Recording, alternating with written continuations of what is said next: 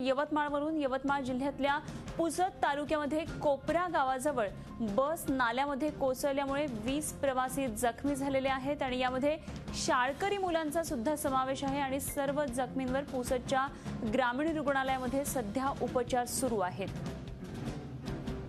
आणि याच संदर्भात आणखी सविस्तर माहिती जाणून घेऊया। आमचे यवतमाळचे प्रतिनिधी श्रीकांत राऊत सध्या आपल्या बरोबर आहेत। श्रीकांत, काय नेमकी या दुर्घटनेविषयी माहिती कळतीये? बस नाल्यात कोसळली आहे।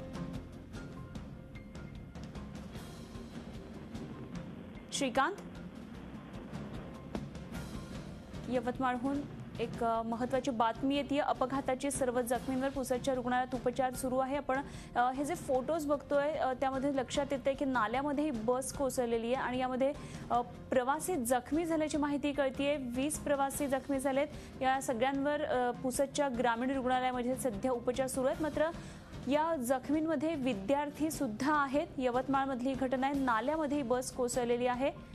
आणखी सविस्तर माहिती घेण्यासाठी जाऊया। आमचे प्रतिनिधी श्रीकांत राऊत आपल्या बरोबर। श्रीकांत, काय नेमकी माहिती मिळते दुर्घटनेविषयी?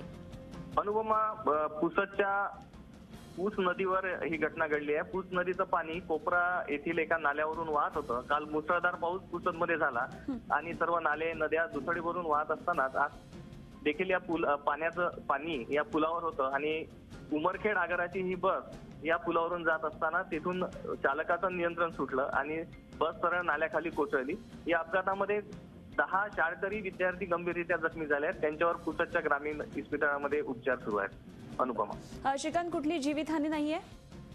कुठलीही जीवितहानी झाली नाही। सुदैवाने नागरिकांनी तात्काळ तिथे धाव घेतली आणि सर्व प्रवाशांना सुखरूप बाहेर काढण्यात त्यांना यश आलेलं आहे। धन्यवाद दिलेल्या माहितीबद्दल। श्रीकांत राऊत आमचे प्रतिनिधी आपल्या बरोबर यवतमाळवरून होते। आणि पुसद इथल्या कोपरा इथली घटना त्यांनी सांगितली। शाळकरी मुलांसह 20 प्रवासी जखमी आहेत। 10 शाळकरी मुलं आहेत जी गंभीररित्या जखमी आहेत। मात्र पुसदच्या ग्रामीण रुग्णालयामध्ये त्यांच्यावर उपचार सुरू आहेत।